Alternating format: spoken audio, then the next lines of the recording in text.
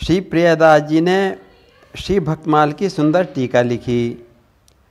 टीका पूर्ण होने के पश्चात उन्होंने निश्चय किया कि अब ब्रज की 84 कोस की परिक्रमा करेंगे। भक्तों संतों के साथ परिक्रमा के लिए चल पड़े। चलते चलते मार्ग में होडल नाम के स्थान पर आ गए। होडल में श्री लालदास जी नाम के महंत रहते थे। वे बड़े रसिक और संत सेवी थे।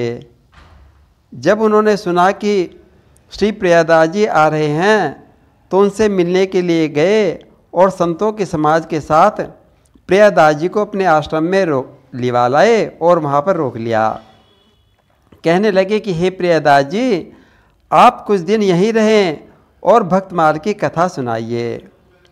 प्रियदास जी कहने लगे, हम तो परिक्रमा कर रहे हैं। किंतु लालदास जी महंत ने हट करके उनको वहीं रोक लिया कि आप कुछ दिन तक हमें भक्तमाल की कथा सुनाइए। बस फिर क्या था, कथा प्रारंभ हो गई। भाग्यशाली लोग सुनने के लिए आने लगे। आश्रम में चहल पहल होने लगी। एक दिन रात्रि में आश्रम में चोर आ गए। आश्रम की सारी वस्तुएं ले गए और साथ में ठाकुर जी को भी नहीं छोड़ा, उनको भी ले गए। सुबह उठकर चोरी की बात सुनकर आश्रम में दुख छा गया। ठाकुर जी को न देखकर श्री प्रियदास जी व्याकुल हो गए। न कथा हुई, न रसोई बनी। आश्रम में महादुख छा गया। प्रातः काल सब ही दुख छाये, प्रियदास अति ही अकुलाए। प्रियदास जी के आंखों में आंसू भराए। कहने लगे, ठाकुर जी को हमारी ये कथा अच्छी नहीं लगी, इसलिए चोरों के साथ में भी चले गए। ठाकुर को ये चरित न प्यारे, ताते चोरन संग पधारे।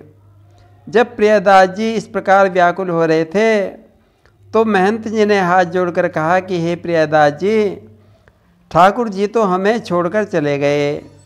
अब यदि तुम भी हमारा त्याग कर दोगे तो हमारा क्या होगा, हमारा तो नाश हो जाएगा। हे महाराज, आप धीरज धारण करें, प्रभु की इच्छा जानकर धीरज रखें और कथा आरंभ करें और रसोई भी बनाएं। प्रियदास जी की आंखों में आंसू आ गए।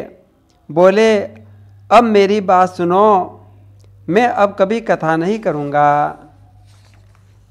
श्री नाभादास जी ने तो कहा था कि भगवान को भक्तों के चरित्र अत्यंत प्यारे लगते हैं, मैं स्वयं सुनने के लिए आते हैं। यहाँ तो सारी बात उल्टी हो गई। कथा को छोड़कर भगवान चोरों के साथ चले गए।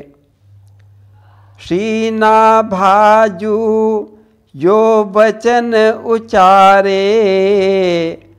हरि को जन चरित्र ये प्यारे।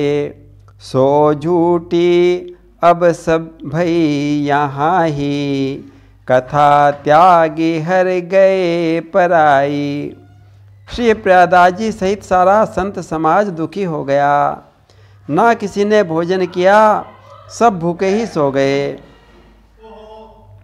उधर रात को चोरों को सपना आया।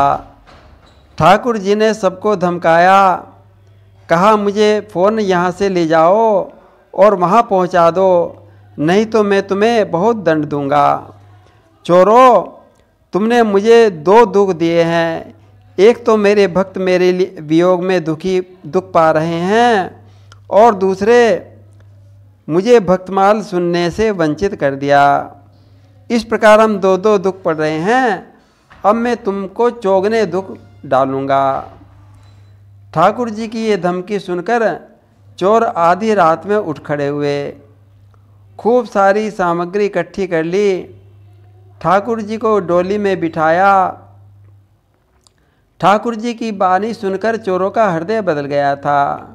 ढोल बाजों के साथ नाचते गाजते खुशी मनाते आश्रम की ओर चल दिए। आवत बजवत नाचत आए, गावत बजवत नाचत आए, संग सकल सामग्री लाए। अभी प्रातःकाल हो भी नहीं पाया था, एक ब्राह्मण भागा भागा आश्रम में आया।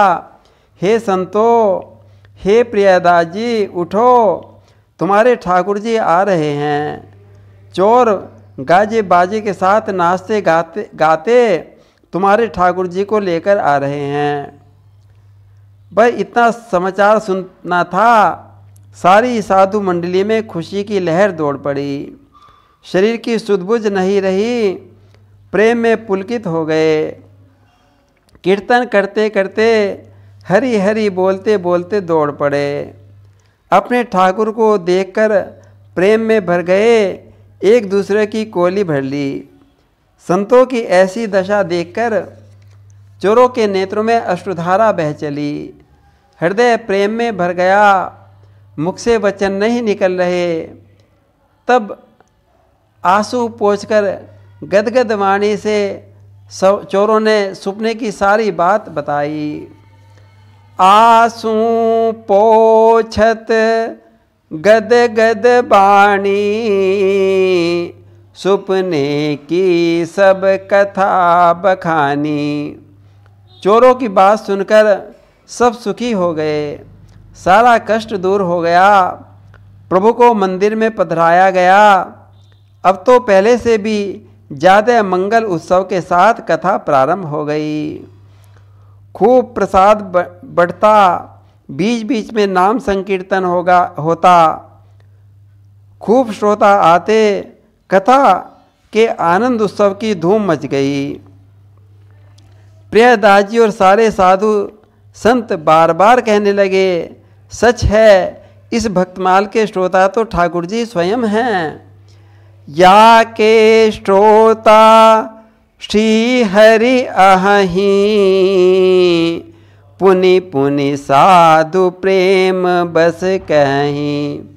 बोलिए भक्त और भगवान की जय।